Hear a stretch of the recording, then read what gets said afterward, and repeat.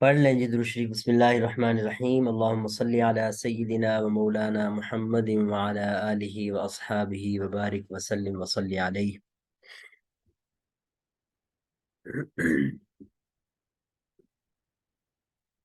فصل فی اصناف اعراب الاسم۔ مختصراً میں یہ بتا دوں کہ ہم اب تک مورب اور مبنی کے حوالے سے کم از کم مورب کا حکم تو ہمیں پتہ ہے کہ مورب کون سے الفاظ ہوتے ہیں۔ تو مورب وہ الفاظ ہوتے ہیں کہ جب ان پہ کوئی عامل آتا ہے تو اس کے مطابق اس کا اعراب تبدیل ہوتا ہوا ہمیں نظر آتا ہے۔ مبنی جو الفاظ ہوں ان میں دو کیٹیگریز ہیں، ایک مبنی الاصل ہوتے ہیں جو تو اعراب والی جگہ پہ آ ہی نہیں سکتے۔ مبنی الاصل اعراب والی جگہوں پر نہیں آ سکتے۔ کیا مطلب؟ کہ نہ تو وہ مرفوعات میں سے ہو سکتے ہیں اور نہ ہی وہ منصوبات میں سے اور نہ ہی مجرورات میں سے۔ اور دوسری کیٹیگری مبنی کی ہوتی ہے جس کو ہم مشابہ مبنی الاصل کہیں یا مبنی غیر اصل کہیں، جیسے مرضی کہہ لیں۔ تو یہ اعراب والی جگہوں پہ الفاظ آتے ہیں، جیسے اس کی مثالیں آپ آگے چل کے انشاءاللہ پڑھیں گے، جیسے ہا اولائی۔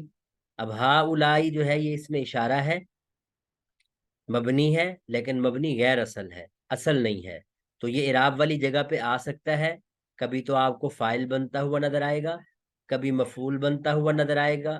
فاعل بنے گا تو یہ مرفوعات میں سے ہوگا، اگر مفعول بنے گا تو یہ منصوبات میں سے ہوگا، اور اگر یہ مجرور بھی بن سکتا ہے، یعنی کہ مضاف الیہ بھی بن سکتا ہے، حرف جارہ کی بھی اس کے شروع میں آ سکتا ہے، مضاف الیہ ہو یا مجرور ہو، دونوں صورتوں میں یہ مجرورات میں سے ہوگا۔ تو اس کا مطلب یہ ہوا کہ مبنی غیر اصل اعراب والی جگہوں پہ آ سکتا ہے لیکن اس کا اعراب ہمیں نظر نہیں آتا۔ ہم اس کے بارے میں یہ کہتے ہیں کہ یہ محلن مرفوع ہے اور محلن منصوب ہے اور محلن مجرور ہے، یعنی یہ کامنٹ کر کے ہم آگے بڑھ جاتے ہیں۔ اچھا، اس کے علاوہ جو مرب کے الفاظ ہوتے ہیں وہ آپ کو اعراب والی جگہوں پہ وہ تو ڈیفینیٹلی آتے ہیں، مرفوعات میں سے بھی ہوتے ہیں، منصوبات میں سے بھی ہوتے ہیں، مجرورات میں سے بھی ہوتے ہیں۔ اس کے ساتھ ساتھ ہمیں ان کی کچھ تبدیلی والی شکلیں بھی نظر آتی ہیں، کبھی حرکت کی صورت میں تبدیلی نظر آتی ہے، کبھی حرف کی صورت میں تبدیلی نظر آتی ہے۔ بعض الفاظ ایسے بھی ہیں کہ ان میں ہمیں فرض کر لینا پڑتا ہے کہ یہاں تبدیلی تو تھی لیکن وہ تبدیلی ہمیں نظر نہیں آ سکتی کچھ وجوہات کی بنا پہ۔ تبدیلی ہوتی ہے لیکن وہ تبدیلی نظر نہیں آتی کچھ وجوہات کی بنا پہ، تو اس کو ہم اعراب تقدیری کا نام دے دیتے ہیں، لیکن بہرحال وہاں تبدیلی ضرور ہوتی ہے۔ تو یہ جو فصل ہے، تیسری فصل، اس میں مورب کی وہ تمام صورتیں دیکھیں گے کہ جن کے اوپر اعراب کی مختلف شکلیں ہمیں نظر آتی ہیں۔ جب وہ مرفوعات میں سے ہو تو اس کی کیا شکل ہوگی، اور منصوبات میں سے ہو تو کیا شکل ہوگی، اور مجرورات میں سے ہو تو کیا شکل ہوتی ہے۔ تو اعراب کی بنیادی طور پر انہوں نے کہا جی 9 اقسام ہے، لیکن یہ 9 اقسام جن مورب کے کیٹیگریز پر یا مورب کی اقسام پر جاری ہوتی ہیں وہ آپ 16 اقسام کے نام سے اس سے واقف ہیں۔ تو بس اتنی سی بات میں تمہیدی کر کے اب عبارت کی طرف آتا ہوں۔ اگر کسی کا کوئی سوال ہے نا وہ مجھے روک کے پوچھ سکتے ہیں کہ یہ چیز ہمیں کلیئر نہیں ہوئی، کیونکہ یہ ساری باتیں ہم کافی بار کر چکے ہیں، پچھلے سمیسٹرز میں بھی ہوئی ہیں تقریباً، اس لیے میں ذرا تیزی سے آگے بڑھتا ہوں۔ فصل فی اصناف اعراب الاسم، یہ فصل ہے اسم کے اعراب کی اقسام کے بارے میں، اور مصنف رحمۃ اللہ علیہ فرماتے ہیں اعراب کی اقسام 9 ہیں۔ وہیہ، یہ وہیہ جو ہے اصناف کی طرف ہی ضمیر لوٹ رہی ہے، تو یاد رکھیں جب جمع مکسر کا کوئی لفظ ہو تو اس کی طرف ضمیر اہل عرب جو ہے وہ واحد مؤنث کی لوٹاتے ہیں، عام طور پر ایسا ہوتا ہے۔ تو خیر، وہی تسعۃ اصناف، اور وہ 9 اقسام ہیں۔ الاول ان یکون الرفع بالضمۃ، آگے میں کرتا ہوں۔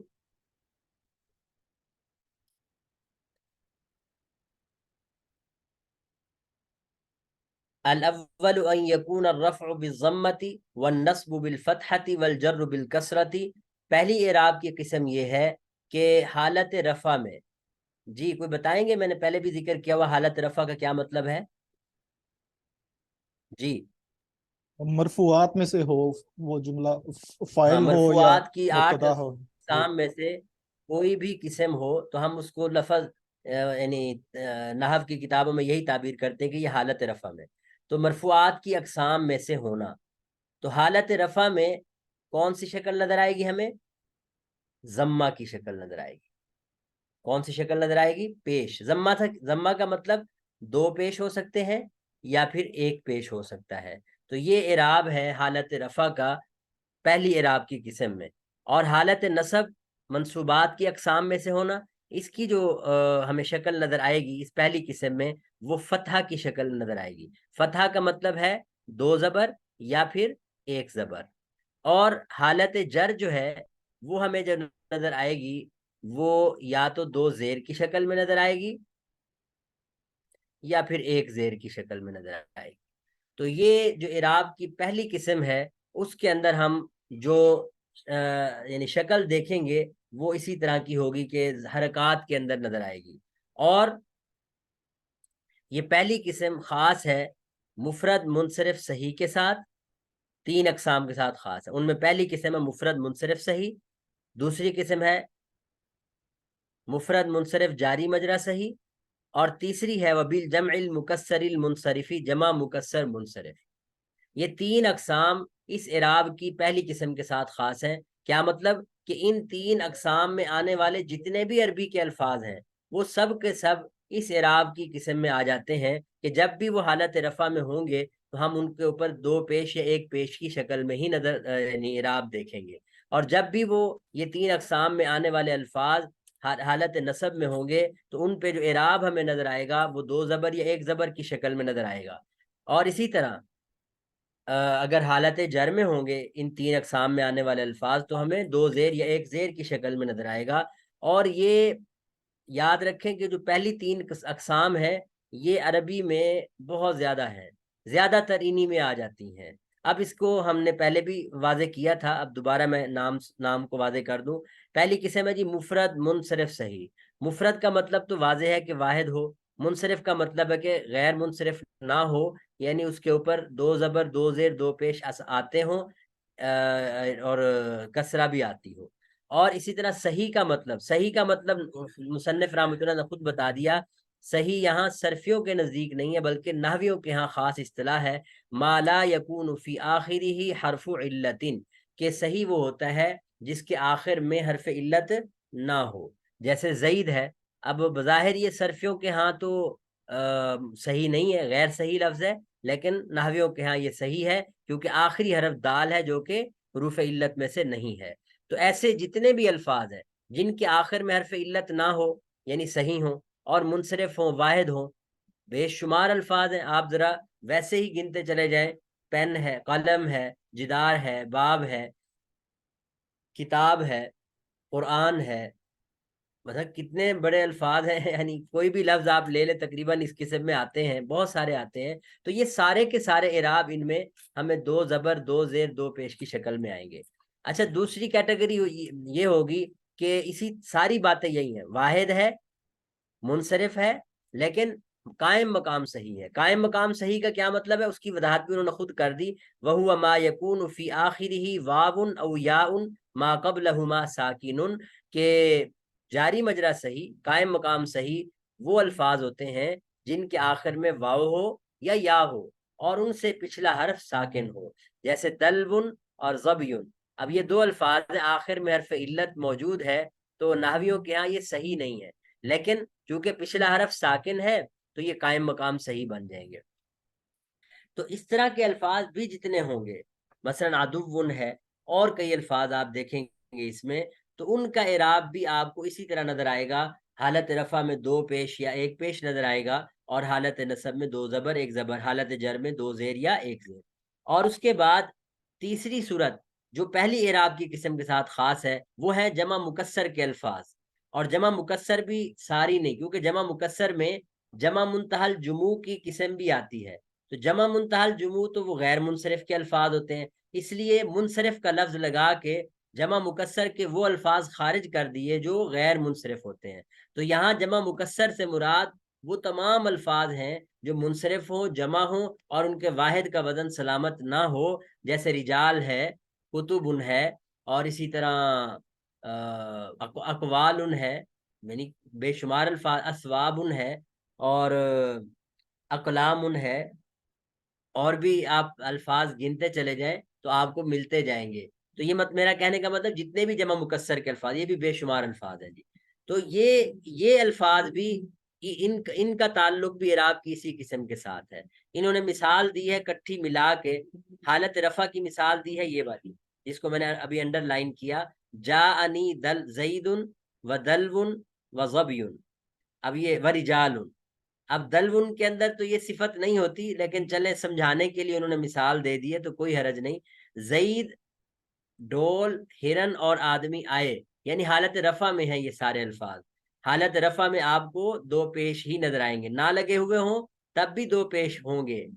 اسی لیے جب آپ ٹرین ہو جاتے ہیں تو اعراب نہ بھی لگا ہو تو آپ کو یہ سمجھ آ جاتا ہے کہ یہ حالت رفع میں الفاظ ہیں، ہم نے ان اور ہیں بھی ان تین کیٹیگریز میں سے، لہذا ان پہ دو پیش پڑھے.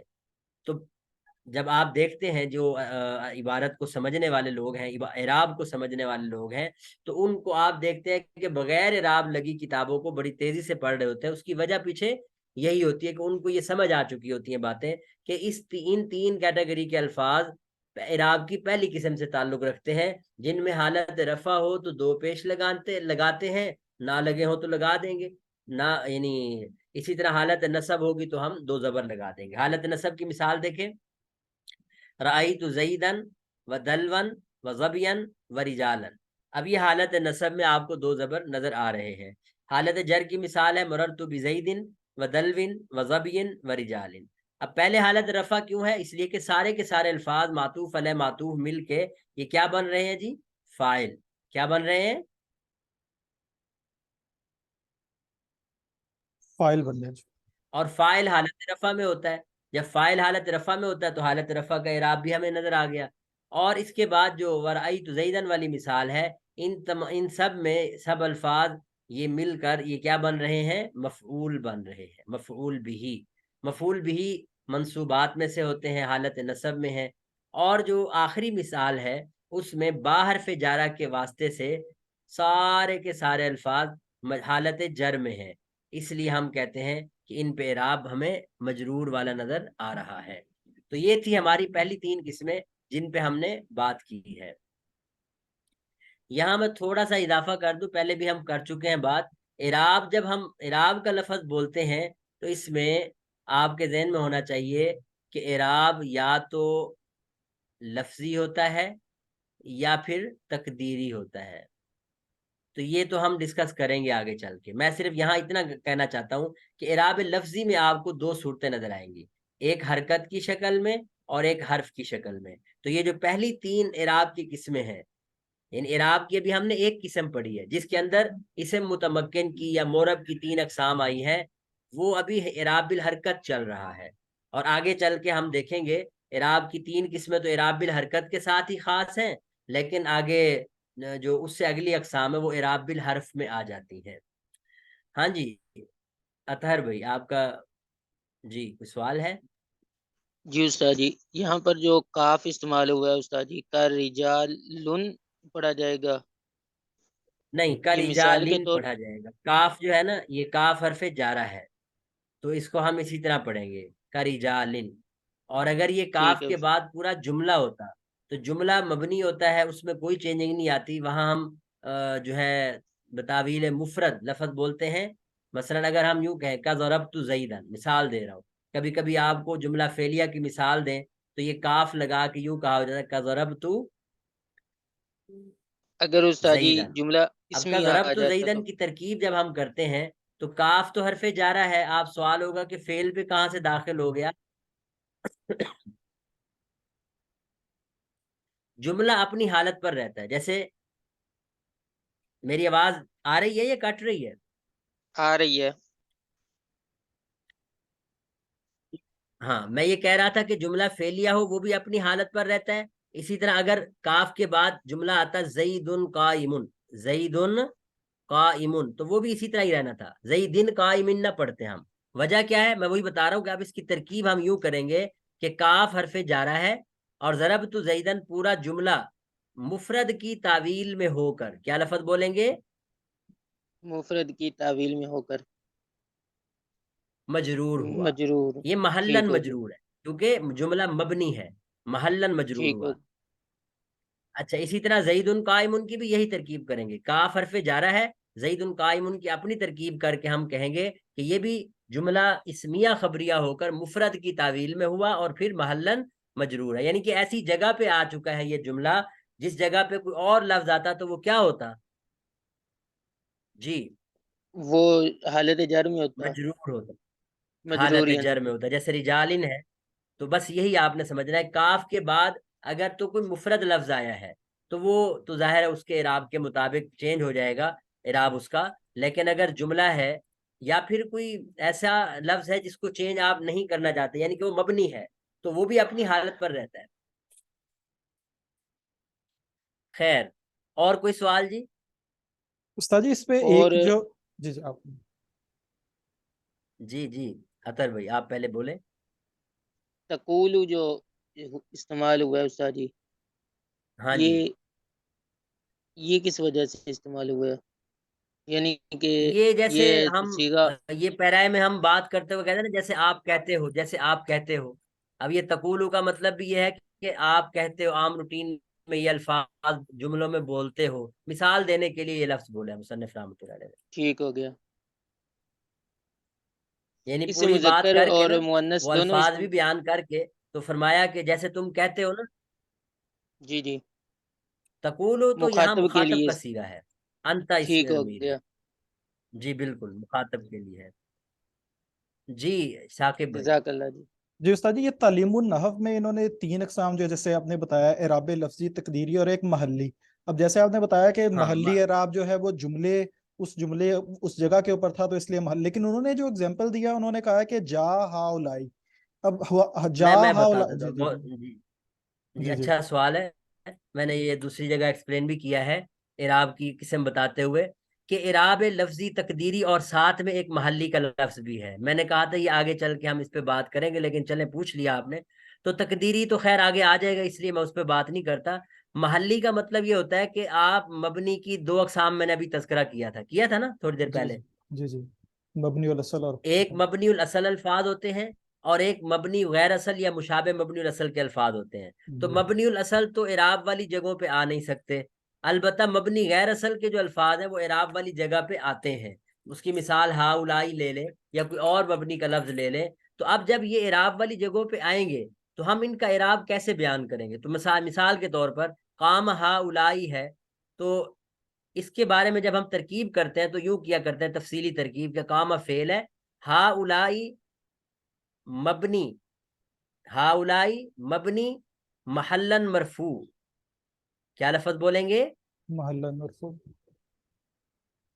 اس کا فاعل ہے. ٹھیک ہے جی. قام فعل، ہا اولائی اس میں اشارہ، مبنی محلن مرفوع. محلن مرفوع کا یہی مطلب ہے کہ یہ ہا اولائی ایسی جگہ پہ آ گیا ہے کہ اگر اس جگہ پہ کوئی اور لفظ آتا جو مورب ہوتا تو اس کا اعراب تو ہمیں نظر آتا، لیکن اس کا اعراب چینج ہو ہی نہیں سکتا کیونکہ یہ مبنی ہے. تو یہ مبنی غیر اصل کے الفاظ کے لیے ہم اعراب محلی کی تعبیر کیا کرتے ہیں. جی اور ٹھیک ہے. اسی میں جملہ بھی ہے، اسی میں جملہ بھی ہے، کیونکہ اکثر حضرات جو ہے جملے کو بھی کس میں شمار کرتے ہیں؟ مبنی ہوتا ہے جملہ. مبنی میں شمار کرتے ہیں. ٹھیک ہو گیا. چلے میں اس کو اب ریز کرنے لگا ہوں، آگے بڑھتے ہیں. اور کسی کا کوئی سوال ہے تو پوچھ سکتے ہیں. سر جی تعویل والا تھوڑا سا ایکسپلین کریں. مفرد کی تعویل میں یہ نیچے بھی لکھا ہے جملتن بتاویل. ہاں میں اس کی ایک مثال دے کے نا مختصر سی، قرآن پاک میں آتا ہے نا وَأَن تَصُومُوا خَيْرٌ لَكُمْ. ابھی روزے رکھے ہیں آپ نے تو اللہ تعالیٰ فرماتے ہیں وَأَن تَصُومُوا خَيْرٌ لَكُمْ. جب ہم اس کی ترکیب کرتے ہیں تو اس میں آپ دیکھیں تو ان تصومو یہ فعل ہے، فعل ہی ہے نا جی. تصومو فعل ہے کہ نہیں؟ جی استاد جی فیل ہے. جی کنہوں نے پوچھا تھا؟ ہاں شاہ ولی بھائی شاہ نے. ولی خان صاحب نے پوچھا تھا سوال یہ. جی جی. جی اچھا استاد. تو میں یہ گزارش کر رہا ہوں ان تصومو فعل ہے تو فعل تو مبتدا نہیں بنتا. مبتدا بننے کے لیے شرط ہے کہ اسم ہو، لیکن یہ فعل ہونے کے ساتھ ساتھ مبتدا بھی ہے، اس لیے کہ خیر الکم یہ خبر کی جگہ پہ آ رہا ہے. تو اب کیا کریں ہم؟ تو ایسے مقامات میں وہ یہ لفظ بولتے ہیں جناب کہ یہ ان مستریہ ہے. یہاں تو چلے ان کی وجہ سے ہم تعویل کر رہے ہیں نا کہ ان مستریہ ہے اور تسوم فعل مضارع کو مستر کی تعویل میں کر دے. تعویل کا مطلب یہ ہوتا ہے کہ ہم اس کو پھیر دیتے ہیں. ہم اس کے لیے جو ہے بظاہر ہمیں نظر آ رہا ہے فعل، لیکن ہم اس کو کہیں گے اصل جملہ ہے صیامکم. اصل جملہ ہے صیامکم خیر لکم. اب قرآن پاک کی تعبیر ہے، جیسے مرضی کریں. تو صیامکم کو ہم ان تصوموا کہہ سکتے ہیں. بالکل اسی طرح جب ہم دیکھتے ہیں کہ کوئی جملہ پورا کا پورا کسی اعراب کی جگہ پہ آ رہا ہوتا ہے تو ہم ظاہر جملے پہ تو کوئی اعراب دے نہیں سکتے. تو ہم پھر اہل فن جو ہے اس کے لیے یہ تعبیر کرتے ہیں کہ یہ جملہ مفرد کی اس میں چلا جائے گا، تعویل میں ہو جائے گا. تعویل کا مطلب جیسے کہتے ہیں نا تعویل کرنا، کوئی چیز ہمیں نہ سمجھ آ رہی تو اس کے لیے ہم کوئی تعویل کرتے ہیں اور اس کے لیے کوئی نیا راستہ نکالتے ہیں. تو جملے کا پر تو اعراب ہمیں نظر ہی نہیں آ رہا ہوتا، نہ ہی سمجھ آتا ہے. جملے کا اپنا ایک اعراب ہوتا ہے، اس میں اگر فعل فاعل ہو ان کا اعراب بھی آپ کے سامنے ہوگا، مبتدا خبر بنیں گے تو بھی. تو اب ہم اس کو اس کے سامنے دیکھتے ہیں کہ کاف لگا ہوا ہے یا کوئی اور عامل آیا ہوا ہے، تو ہم اس کو مفرد کی تعویل میں یہ لفظ بول کر کہہ دیتے ہیں کہ اس کا محل اعراب یہ ہے. پتہ نہیں میں سمجھا پایا ہوں کہ نہیں. جی اطہر بھائی.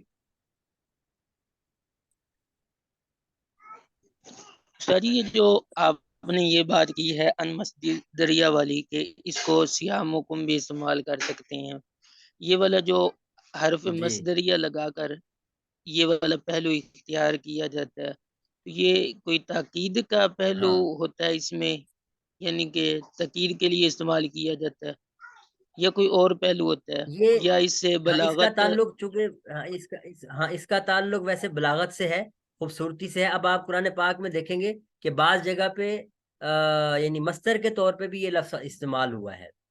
یعنی مستر کے طور پہ بھی مستر اور پھر اس کے بعد خبر، یعنی کہ وہاں ان نہیں لگایا ہوا اور اسی چیز کو وہ بعض جگہوں پہ ان لگا کے استعمال کیا ہوا. تو یہ موقع محل کے حساب سے کون سا لفظ کہاں سوٹ کرتا ہے تو یہ بلاغت سے اس کا تعلق ہے. باقی دونوں ہی ٹھیک ہے.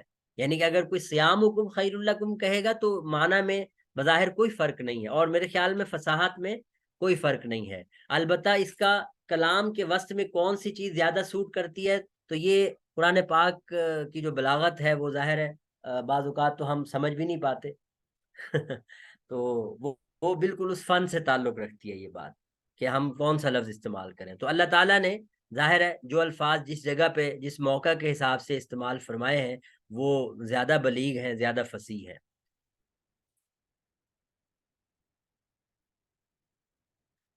اچھا جی اب ہم آگے بڑھتے ہیں. جی شاہ ولی خان صاحب کوئی گزارا ہو گیا؟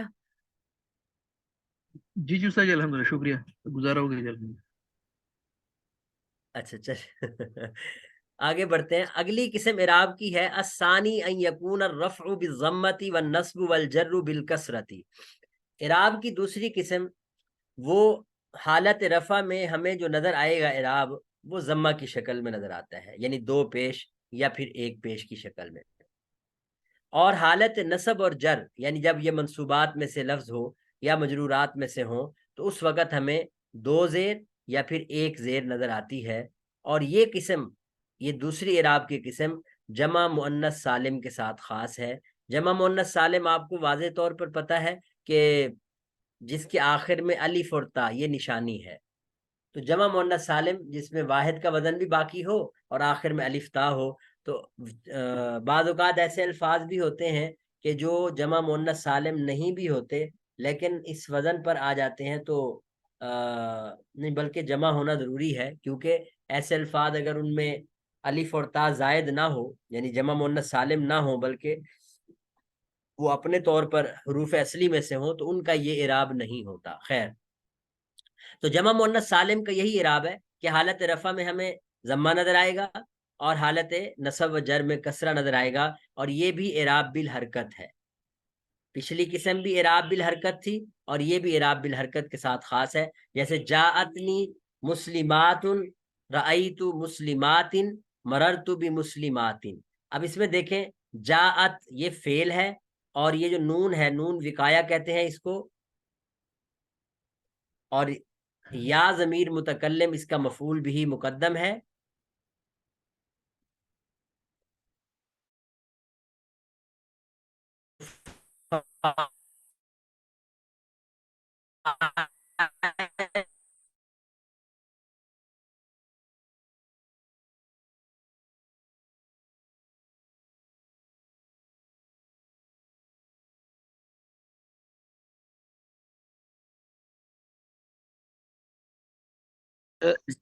حرکت والی استاد جی. ایک منٹ مجھے دے دیں، میں ذرا یہ کلاس ڈسکنیکٹ ہو گئی ہے عبدالشید صاحب کی، میں ذرا دوبارہ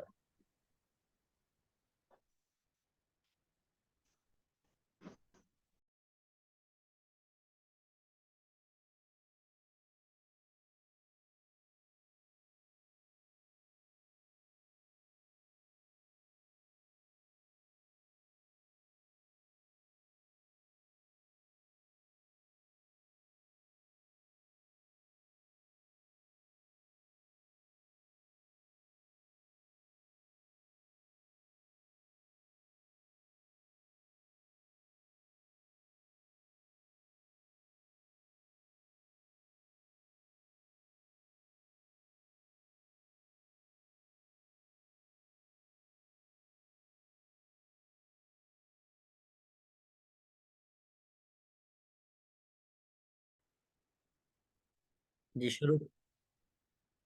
میں یہ بات کر یہ جمع ہے، ان کی حالت رفع میں یعنی جاءت جو ہے یہ فعل ہے اور نون وقایا ہے، یا ضمیر متکلم مفعول ہے، اور مسلمات اس کا فاعل ہے. فاعل حالت رفع میں ہوتا ہے. حالت رفع میں ہمیں جو اعراب نظر آ رہا ہے وہ وہی ہے جو انہوں نے کہا ہے ان یکون الرفع بالضمہ. ورأیت مسلمات ومررت بمسلمات، دونوں حالتیں، یہ ایک حالت نصب ہے اور با کی وجہ سے یہ حالت جر ہے. یہ رأیتو کا مفعول ہے اور وہ با کی وجہ سے مجرور ہے. یہ جو ہے جو اعراب سے واقف نہیں ہوتے وہ کنفیوز ہو جاتے ہیں کہ یہ کیا ہوا، کہ رأیتو کا مفعول ہے، مفعول تو زبر کی شکل میں نظر آتا ہے، یہاں دو زیر ہیں. تو اہل عرب جمع مؤنث سالم کا اعراب نصب کی حالت میں بھی دو زیر پڑھتے ہیں اور جر کی حالت میں بھی دو زیر پڑھتے ہیں. تو یہ اہل عرب پڑھتے ہیں، ہمیں بھی اسی طرح فالو کرنا ہے ان کو. تو یہ بہرحال جب اعراب آپ پڑھ لیتے ہیں تو یہ غلطی پھر آپ سے نہیں ہوتی. تو یہ تھی ہماری اعراب کی دوسری قسم. تو اعراب کی دو قسمیں ہو گئیں. پہلی قسم بھی اعراب بالحرکت کے ساتھ خاص ہے اور دوسری قسم بھی اعراب بالحرکت کے ساتھ خاص ہے. دونوں میں بنیادی فرق اتنا ہی ہے کہ پہلی قسم میں تینوں حالتوں میں آپ کو اعراب بدلتا ہوا نظر آتا ہے، اور دوسری قسم میں اعراب تینوں حالتوں میں بدلتا ہوا نظر نہیں آتا. حالت رفع میں حالت رفع میں ضمہ ہے اور حالت نصب اور جر میں ایک ہی شکل نظر آتی ہے، وہ ہے کسرہ کی. جی کسی کا کوئی سوال ہے تو پوچھ سکتے ہیں جی. ہاں جی، اس جگہ پہ دوسری قسم کے حوالے سے کسی کا کوئی سوال ہے تو جی آگے بڑھتے ہیں. الثالث ان يكون الرفع بالضمة والنصب والجر بالفتحة ويختص بغير المنصرف كعمر تقول جاءني عمر ورأيت عمر ومررت بعمر. بالکل آسان ہے، میں اس پہ زیادہ دیر نہیں لگانے لگا. کہ اعراب کی تیسری قسم حالت رفع میں ہمیں ضمہ نظر آئے گا، لیکن یہاں ضمہ کا مطلب صرف ایک پیش ہے بس. اور حالت نصب اور جر میں بالفتحہ فتحہ آئے گا یعنی صرف ایک زبر. اور یہاں یہ بھی یاد رکھیں کہ دو زبر دو زیر یعنی دو پیش یا دو زبر کیوں نہیں آ سکتے؟ جی کیونکہ یہ قسم خاص ہے غیر منصرف کے ساتھ. تو یہ جتنے بھی نام ہیں نا دوسرے، ہم یہ کہتے ہیں وَيَخْتَصُّ وَيَخْتَصُّ، یختصو کے بعد جو نام آ رہے ہیں یہ اسم مورب کی اقسام ہے. اسم مورب کی 16 اقسام ہیں، تو انہی کے نام ترتیب سے آ رہے ہیں. اب تک یہ 5ویں قسم آئی ہے. اس سے پہلے 3 اقسام پہلی اعراب کی قسم کے ساتھ آئی ہیں اور چوتھی جمع مؤنث سالم آئی ہے، اور پانچویں یہ غیر منصرف ہے. تو غیر منصرف کا اعراب حالت رفع میں ہمیں ایک پیش نظر آئے گا، اور حالت نصب اور جر میں اہل عرب زبر پڑھتے ہیں، زیر اس پہ آ ہی نہیں یعنی نہیں آتا. اس کی مثال ہے عمر. عمر کا لفظ غیر منصرف ہے. غیر منصرف کیوں ہے، اس سے اگلی بحث منصرف اور غیر منصرف کی ہی ہم پڑھیں گے وہاں. تقول، جیسے تم کہتے ہو جاءنی عمر ورأیت عمر ومررت بعمر. اب یہاں عمر یہ فاعل ہے، حالت رفع میں ہے، مرفوعات میں سے ہے، لہذا ہمیں اعراب ایک پیش کی شکل میں نظر آ رہا ہے. ورأیت عمر، یہاں رأیت کا مفعول بھی ہے، حالت نصب میں ہے، ہمیں اعراب نظر آ رہا ہے زبر کی شکل میں، بالکل ٹھیک ہے. اور سب سے دلچسپ بات یہ کہ حالت جر میں ہے اگلا، ومررت بعمر، با حرف جارہ ہے، لیکن عمر کا لفظ جو ہے ہمیں کسرہ کے ساتھ نظر نہیں آ رہا. تو یہ بھی کنفیوز کرتی ہے طلباء کو کہ یہ کیا ہوا. تو جب آپ پڑھ لیں گے اب آپ کو سمجھ آ جائے گی کہ اہل عرب غیر منصرف کے الفاظ کے اوپر بھی زیر نہیں لاتے بلکہ زبر ہی پڑھتے ہیں، چاہے وہ حالت جر میں ہو. تو یہ بھی اعراب بالحرکت کے ساتھ خاص ہے. اس میں بھی وہی فرق ہے کہ دو صورتیں تبدیل ہوتی ہیں، تینوں حالتوں میں اعراب تبدیل نہیں ہوتا. جی کسی کا کوئی سوال ہو تو پوچھ سکتے ہیں. جی اعراب کی اس قسم کے ساتھ اس سے متعلق کوئی سوال ہو تو پوچھ سکتے ہیں.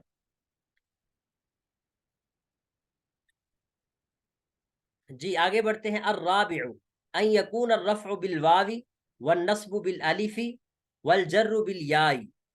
اب یہاں سے اعراب بالحرف شروع ہو رہا ہے. جس طرح اعراب کی پہلی تین قسمیں اعراب بالحرکت کے ساتھ خاص تھیں، اسی طرح اگلی تین قسمیں اعراب بالحرف کے ساتھ خاص ہیں. تو اعراب کی ٹوٹل 9 اقسام ہے. 9 میں سے 6 کو تو آپ اس انداز سے یاد رکھیں کہ پہلی 3 اقسام کس کے ساتھ خاص ہیں جی؟ اعراب بالحرکت کے ساتھ. اور دوسری 3 اقسام کس کے ساتھ خاص ہیں جی؟ اعراب بالحرف کے ساتھ. یعنی مطلب کیا ہوا اعراب بالحرکت اور حرف کا کہ پہلی 3 قسم کے اندر جتنی بھی مرب والے الفاظ آتے ہیں ان پہ اعراب ہمیں حرکت کی صورت میں تبدیل ہوتا ہوا نظر آتا ہے. اور اگلی 3 اقسام جو اعراب کی چوتھی، پانچویں، چھٹی قسم ہم پڑھیں گے تو ان میں جو اعراب کی تبدیلی نظر آئے گی وہ ہمیں حرف کی صورت میں نظر آئے گی، کوئی زبر زیر پیش کی صورت میں نظر نہیں آئے گی. بسا اوقات ایسا ہوگا کہ وہ حالت رفع میں ہوگا اور نظر اس پہ زبر آ رہی ہوگی تو پریشان ہو جاتے ہیں کہ یہ کیا ہوا، حالت رفع میں ہے اور زبر کہاں سے آ گئی. تو کیونکہ زبر تو اس کا اعراب بنتا ہی نہیں. یہ اگلی 3 اقسام میں سین ہے. دیکھیں جی الرابع حالت نصب میں الف نظر آئے گا، حالت جر میں یا نظر آئے گی. اور یہ قسم جو ہے خاص ہے اسماء ستہ مکبرہ. میں اس کو ذرا پڑھ دیتا ہوں. وَيَخْتَصُّ بِالْأَسْمَاءِ السِّتَّةِ مُكَبَّرَةً مُوَحَّدَةً مُضَافَةً إِلَى غَيْرِ يَاءِ الْمُتَكَلِّمِ. اس کا ترجمہ بھی کر دیتا ہوں. اعراب سے خاص ہے 6 اسماء کے ساتھ جو حالت مکبرہ میں ہوں، یعنی مصغر نہ ہو. مکبرہ میں ہو یعنی حالت مکبرہ میں ہو، مصغرہ کی حالت میں نہ ہو. اسماء مصغرہ نہ ہو، اسماء مکبرہ ہوں.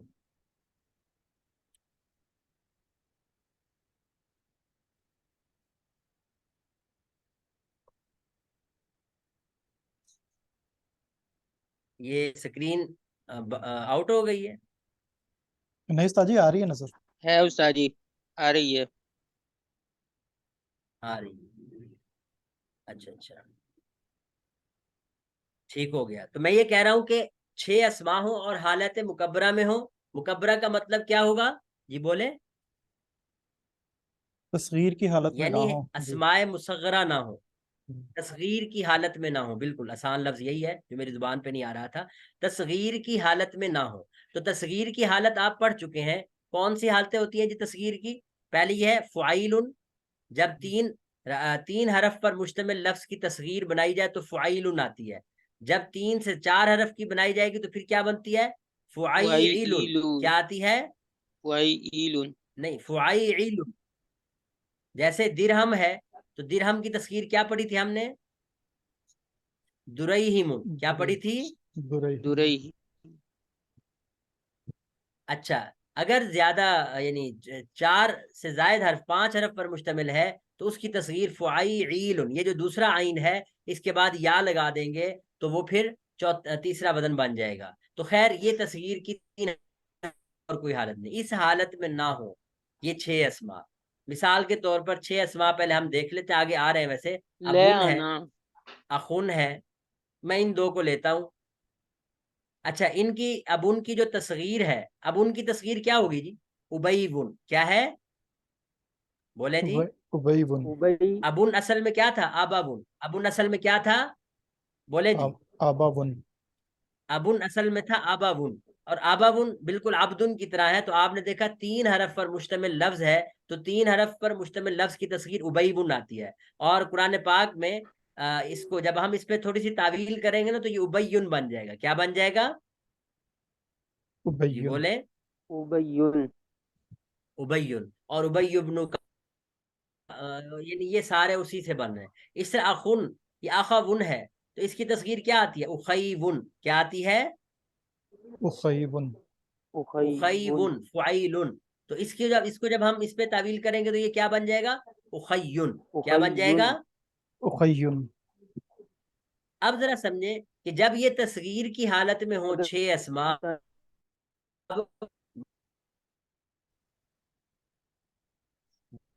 اگر یہ ساتھ بتا دیتے یہ ساری یہ جو تصغیر بنا رہے ہیں واؤ کو ہاں جی، کس بنا پر یہ یا میں سید ان کا قانون آپ نے پڑھا ہوگا.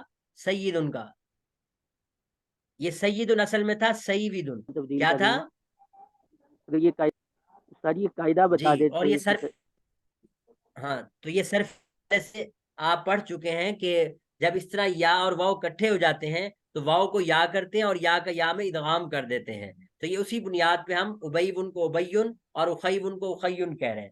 تو خیر میں جو اصل بات کرنے لگا ہوں وہ یہ کہ جب یہ حالت تصغیر میں ہو اس وقت یہ پہلی قسم میں چلے جاتے ہیں. یہ اعراب کی کون سی قسم میں چلے جاتے ہیں جی؟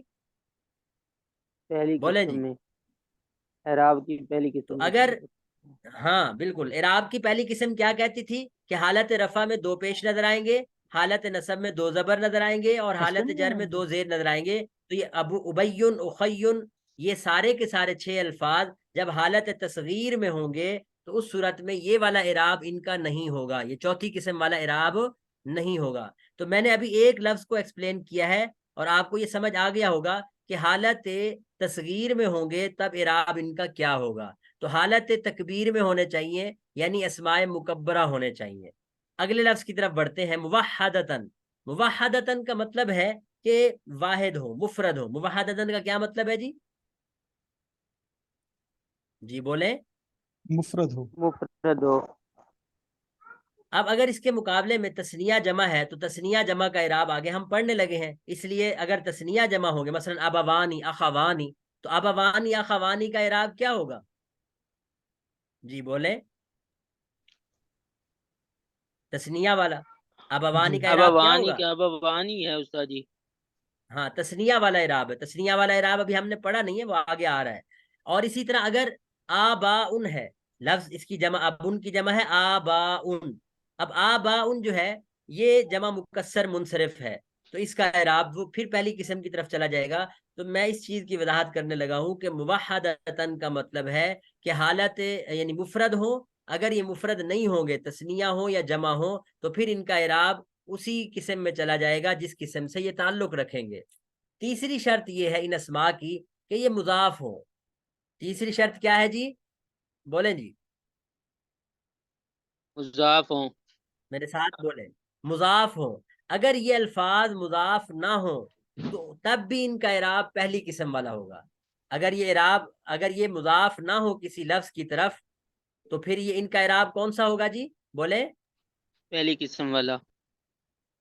مثال کے طور پر اگر میں کہتا ہوں جی جاءنی ابن، والد صاحب آئے، تو ابن آئے گا، حالت رفع میں 2 پیش نظر آئیں گے.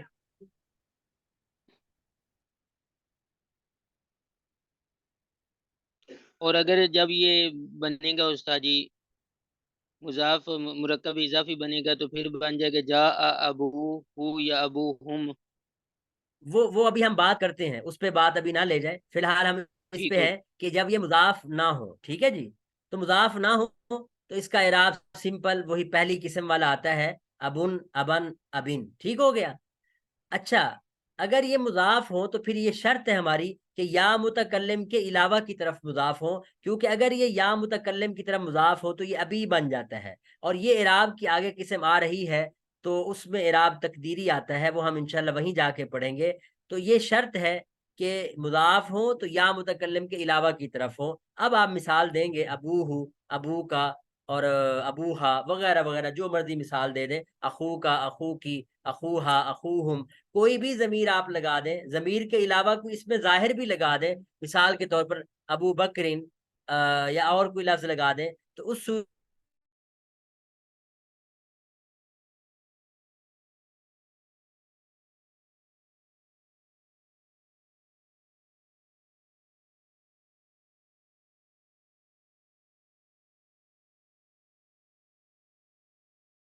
صحیح آواز چلی گئی آپ کی۔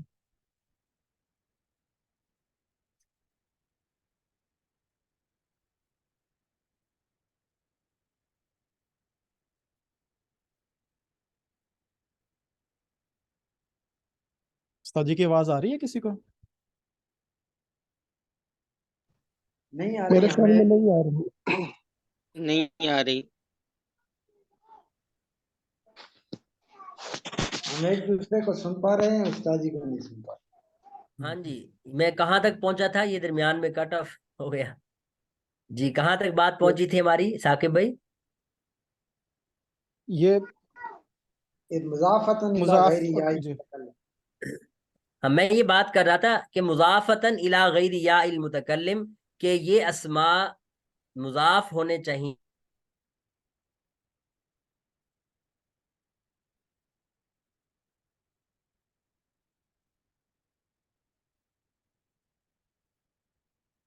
صحیح، پھر آواز چلی گئی۔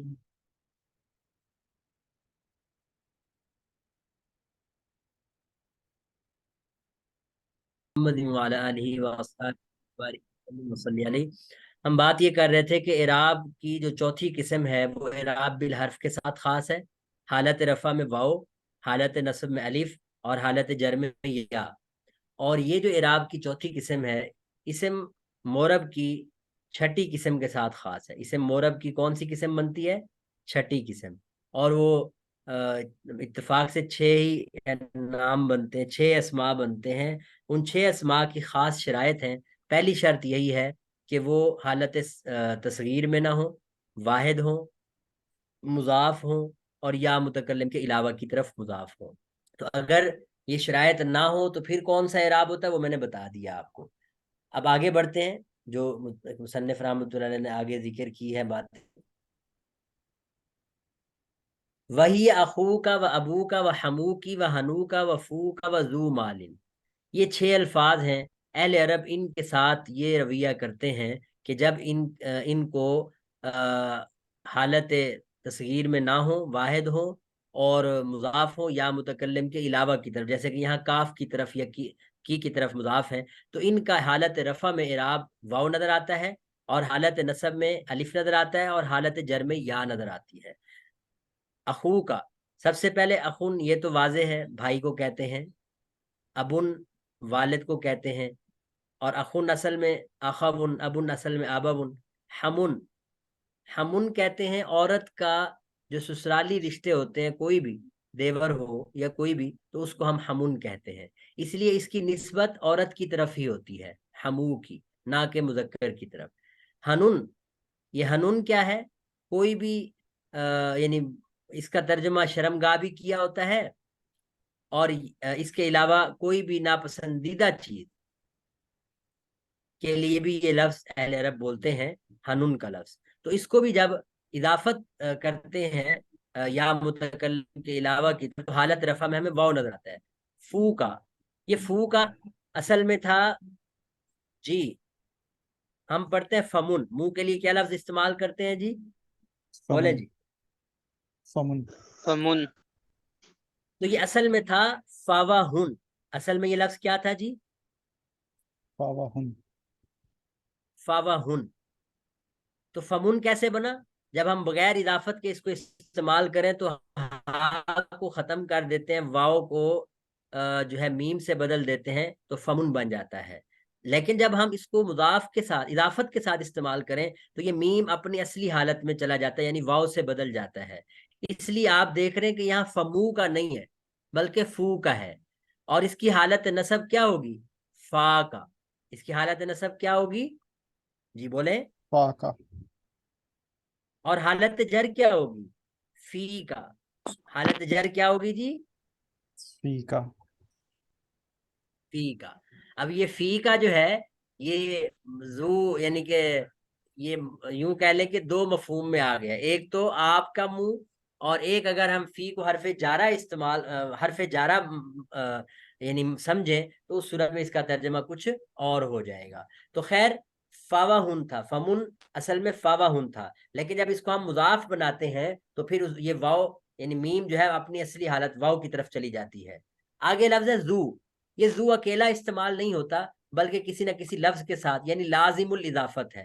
لازم الاضافت کا مطلب ہوتا ہے کہ یہ جب بھی استعمال ہوگا مضاف ہو کر استعمال ہوگا. تو اس کا اعراب بھی آپ جو بھی یعنی صورت ہوگی، حالت رفع ہوگی تو واو نظر آئے گا، حالت نصب ہوگی تو الف نظر آئے گا، حالت جر ہوگی تو یا نظر آئے گی، زو زا زی.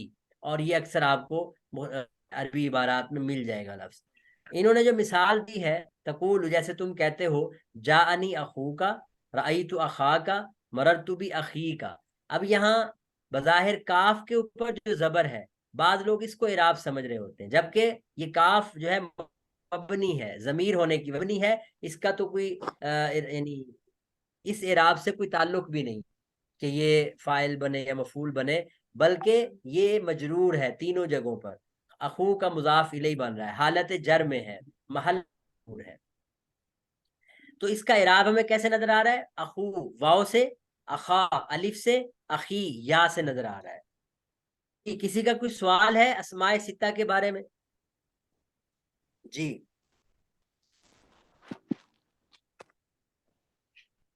اسماء ستہ کے بارے میں کسی کا کچھ سوال ہے تو پوچھ سکتے ہیں. جی یہ جو اسماء ستہ مکبرہ ہیں، یہ جو آگے ہم نے یہ کنڈیشنز پڑھی ہیں، اخا اخو اخی، اس کے لیے شرط یہ ہے کہ یہ واحد ہونے چاہیے، اور یہ مضاف اگر ہوں تو یا متکلم کے علاوہ ہوں. یہ دو شرائط ہوں گی تو یہ والی کنڈیشنز اپلائی ہوں گی، اخو اخا ہاں اخی. جی. اسی ٹھیک طرح آپ ہو گیا دیکھیں جی. یہاں تو کاف کی آپ اخوہ اخاہا یعنی اخاہ اور اخی ہی اس طرح بھی پڑھ سکتے ہیں. مطلب میں اگر کہنا چاہوں جاءنی اخوہ میرے پاس اس کا بھائی آیا تو تب بھی ٹھیک ہے، یا اخوہا کہہ دوں اس عورت کا بھائی. اسی طرح کہہ سکتا ہوں رأیت اخاہ تو یہ بھی ٹھیک ہے. اصل تو ہمیں واو اور الف بتا رہا ہے اعراب. اس طرح مررت باخیہ تو یہ ہمیں ٹھیک ہے یا استاد جی. بتا رہی ہے کہ ہاں کلیئر ہو گیا. جی استاد جی. استاد جی جب یہ آئے نا آگے جا کر، جب یا متکلم کی طرف یہ والے الفاظ ہاں مضاف ہاں وہ الیہ اب میں بتاؤں گا، وہیں بتا دوں وہ گا آپ انشاءاللہ. جی جی. وَقَذَا الْبَوَاقِي یہ لفظ لگا کے مصنف رحمۃ اللہ علیہ نے کہا کہ آپ بھی ماشاءاللہ سمجھدار لوگ ہیں، تو آپ خود سے مثالیں بنا بنا کے بقیہ کی مثالیں خود سے بنائیں اور خود سے سمجھیں. لیں جی آج ہمارا سبق ادھر تک ہی ہے، اور میں ویسے اگلا بھی بتلا دیتا ہوں، آسان سی باتیں ہیں. ہماری 5ویں قسم تثنیہ سے متعلق ہے، میں پہلے اس کے بارے میں بات کر چکا ہوں کسی نہ کسی کلاس میں. اور 6ٹھی قسم ہماری جمع سے متعلق ہے، جمع مذکر سالم سے. تثنیہ کی صورت میں یا تو تثنیہ حقیقی کے الفاظ ہوتے ہیں جیسے رجلانی، یا تثنیہ معنوی کے الفاظ ہوتے ہیں جیسے کلا کلتا، یا تثنیہ سوری کے الفاظ ہوتے ہیں جیسے اسنان اور اسنتان. تو تینوں صورتوں میں اس کا اعراب حالت رفع میں الف نظر آتا ہے، حالت نصب اور جر میں یا مفتوح نظر آتی ہے، یا نظر آتی ہے، لیکن اس سے پچھلا حرف مفتوح ہوتا ہے. بالیاء المفتوحی ما قبلہ، یہ المفتوحی یا کی صفت ہے. تو ایسی یا کے ساتھ اعراب نظر آتا ہے ہمیں حالت نصب اور جر میں جس سے پچھلا حرف زبر کے یعنی جس سے پچھلے حرف کے اوپر کیا ہوتی ہے جی؟ زبر.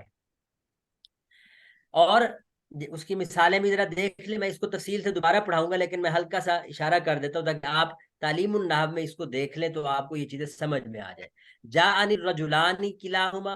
اب وسنانی، یہ الرجلانی الف جو ہے یہ حالت رفع کی طرف اشارہ کر رہا ہے. کلاہما میں الف جو ہے یہ حالت رفع کی طرف اشارہ کر رہا ہے. اسنان میں بھی الف جو ہے حالت رفع کی طرف اشارہ کر رہا ہے. رأیت الرجلین کلیہما وسنینی. اب یہاں حالت نصب میں لینی، یہ یا جو ہے یا ما قبل مفتوح، کلئی یا ما قبل مفتوح، اس نئی یا ما قبل مفتوح، یہ اشارہ کر رہے ہیں کہ یہ حالت نصب میں ہے. بالکل یہی مررت بالرجلین کلیہما وسنینی. اب یہ بالرجلین یا ما قبل مفتوح، اس میں بھی وہی صورت ہے اعراب کی. تو یہ اعراب ہے.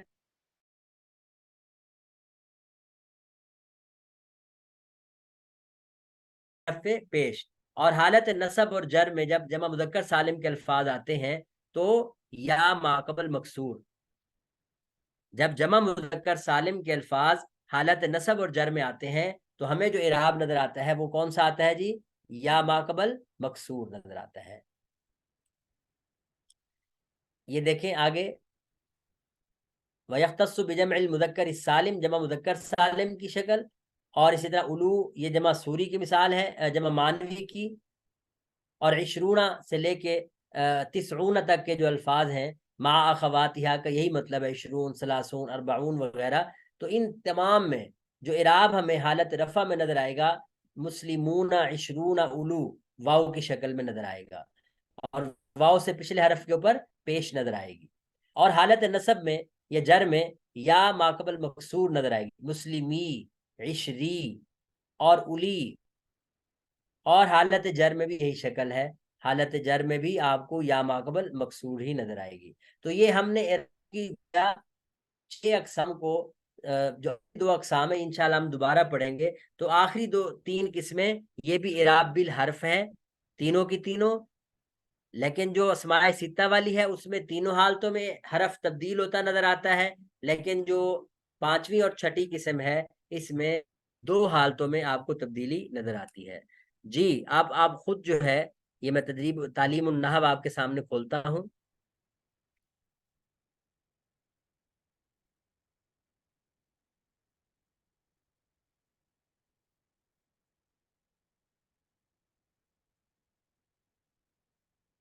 جی جی علماء